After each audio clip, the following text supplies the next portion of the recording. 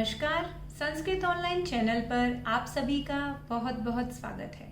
आज की ये वीडियो 9वीं कक्षा के विद्यार्थियों के लिए है। जो बच्चे 9वीं कक्षा में 2021 व 22 में पढ़ रहे हैं, वो बच्चे सीबीएसई के द्वारा जारी जो न्यू सिलेबस है, जो आपका 2 टर्म में सिलेबस डिवाइड किया गया है, उसी के ऊपर आज मैं ये वीडियो बना रही हूँ। दोनों टर्म का सिलेबस अलग अलग होगा, तो सभी बच्चे इस सिलेबस को अच्छे से अपने पास नोटबुक में नोट डाउन कर लें और उसी के अनुसार अपनी तैयारी शुरू करें। फर्स्ट टर्म जो है आपका वो एमसीक्यू बेस्ड होगा, तो जो एमसीक्यू बेस्ड जो भी आपका सिलेबस आएगा वो कौन सा होगा वो इसमें आपको बताया जाएगा आज के वीडियो में। वे सेकंड टर्म में आपका कौन कौन सा सिलेबस होगा उसको डिटेल से आज इस वीडियो में मैं बताऊंगी। तो शुरू करते हैं हमारा आज का ये टॉपिक।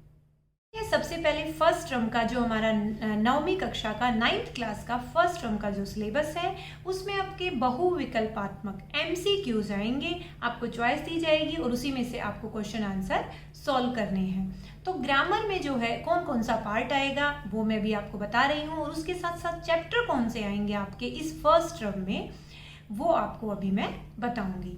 सबसे पहले है व्याकरण में संधि कार्यम। संधि में आपका कौन कौन सी संधि आएंगी ये बहुत इंपॉर्टेंट है। सबसे पहले है स्वर संधि।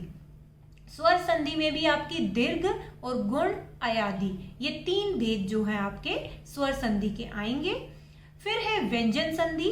व्यंजन संधि में वर्गीय प्रथम वर्णस्य तृतीय वर्णे परिवर्तनम म स्थाने अनुस्वार है, ये 2 होंगे आपके व्यंजन संधि के। वह तीसरा है विसर्ग संधि। विसर्ग संधि में उत्वम, विसर्ग का ऊ हो जाना, ये जो संधि है, तो इस प्रकार ये 3 भेद जो है संधि के, और उन 3 भेदों के भी कौन कौन से भेद जो है अभी मैंने बताए हैं वो आपके संधि में एमसीक्यूज में पूछे जाएंगे, तो इसी के अनुसार आप तैयारी करें।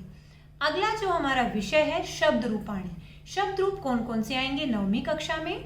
एक तो है पहला आपका अकारांत पुल्लिंग शब्द रूप बालक, दूसरा है उकारांत पुल्लिंग शब्द रूप साधु, तीसरा है आकारांत स्त्रीलिंग शब्द लता, और चौथा है ईकारांत स्त्रीलिंग शब्द नदी, और अगला है सर्वनाम शब्द रूप आपका अस्मद और युष्मद।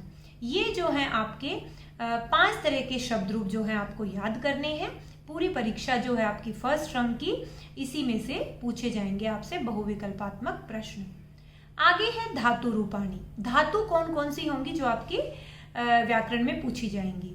सबसे पहले है पट धातु, उसके बाद गम, वद, भू, क्रीड, नी, दृश, अस, उसके बाद है क्री, पा, उसको पिबादेश होता है, पंचसु लकारेशु, 5 लकारों में ये सारी धातु आएंगी। ये आपकी प्रश्मयी पद की धातु है, और इसके अलावा सेव और लब धातु भी आएगी। सेव और लब को आप अलग से जरूर याद कर लें, क्योंकि ये आत्मनेपद की धातु है और लट व लिट लकार में जो है ये परीक्षा में पूछी जाएगी। तो 2 लकारों में इन दोनों धातुओं को आपको अच्छे से याद करना है। आगे देखते हैं आपका जो चौथा विषय होगा फर्स्ट टर्म में व्याकरण का, वो है कारक उपपद विभक्ति है। कारक उपपद विभक्तियों में आपकी द्वितीय विभक्ति, जिसमें परितः, निक्षा, प्रति, विना, इससे संबंधित जो है रिक्त स्थान वाले प्रश्न आपसे पूछे जाएंगे द्वितीय विभक्ति के। आगे है तृतीय विभक्ति, उसमें सह, समम, सार्धम, विना, अलम, हीन है, इससे संबंधित तृतीय विभक्ति के प्रश्न पूछे जाएंगे। वह चतुर्थी में रुच धातु, दा धातु और नमः और कुप, ये 4 धातुओं से संबंधित जो है प्रश्न आपके रिक्त स्थान में पूछे जाएंगे। आगे है पंचमी विभक्ति में विना, बही, भी व रक्ष, इन धातुओं से संबंधित प्रश्न आपसे पूछे जाएंगे। षष्ठी जो विभक्ति है उसमें ऊपरी, अधः, पूर्तः, पृष्ठतः, इनसे संबंधित प्रश्न पूछे जाएंगे। सप्तमी विभक्ति है स्नेह धातु, निपुणः और विश्वश, इन धातुओं से संबंधित वे जो शब्द हैं आए हैं हमारे, उनसे संबंधित प्रश्न जो है कारक उपपद विभक्ति में पूछे जाएंगे। आगे है 5वां प्रत्ययः। प्रत्यय में कौन कौन से प्रश्न होंगे? कत्वा प्रत्यय, आगे है तुमुन प्रत्यय, ल्यप प्रत्यय और कत्वतु प्रत्यय, ये 4 प्रत्यय हैं, इन्हीं में से आपके प्रश्न आएंगे। छठा है संख्या। 1 से 100 तक आपको संस्कृत में गिनती आनी चाहिए।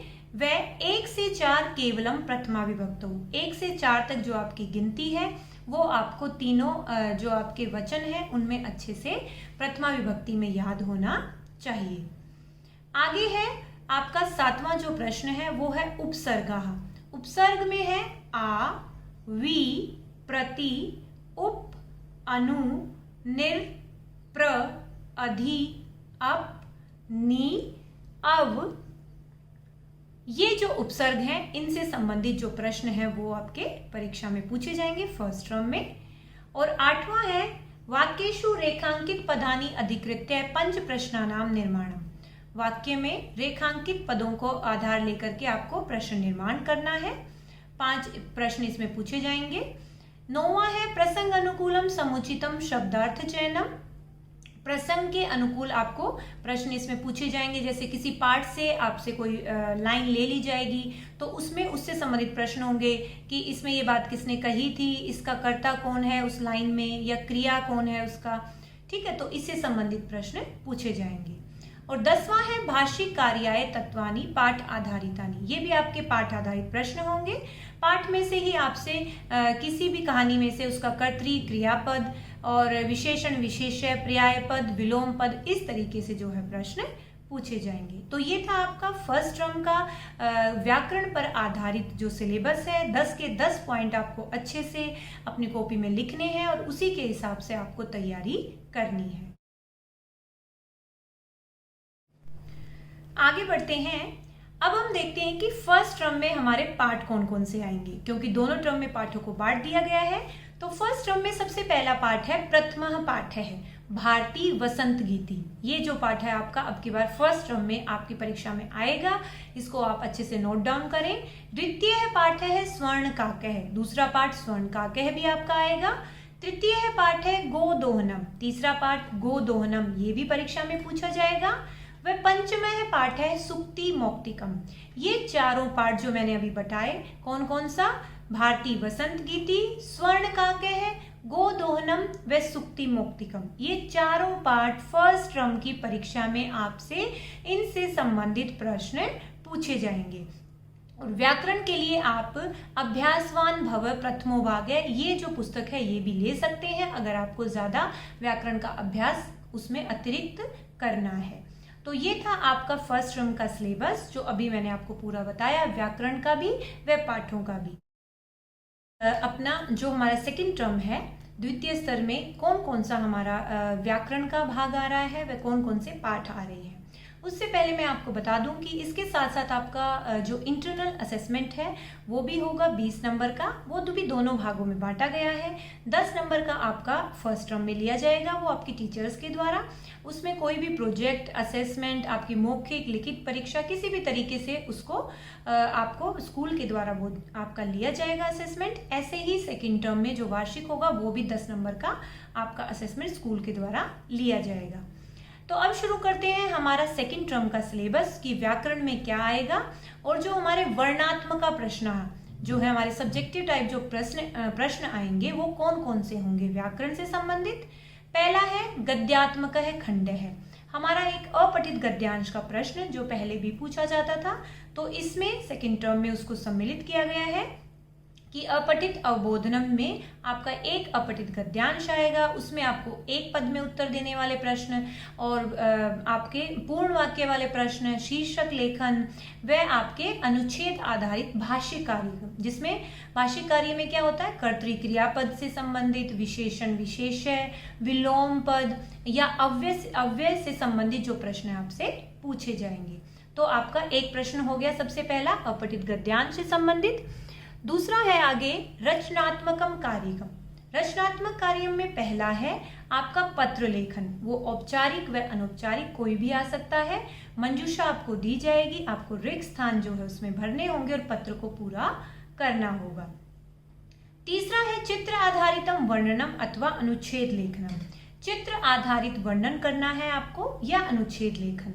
आपको एक चित्र दिया जाएगा, मंजूषा दी जाएगी, आपको उसमें से वाक्य बनाने हैं चित्र के ऊपर ही, उसको देख देख करके आप हेल्प के लिए मंजूषा का प्रयोग कर सकते हैं। या उसमें आप अनुच्छेद भी लिख सकते हैं। आपको टॉपिक दिए जाएंगे, विषय दे दिया जाएगा कोई भी, उसके ऊपर आप अनुच्छेद संस्कृत में ही लिखेंगे। ये अथवा में प्रश्न पूछा जाएगा।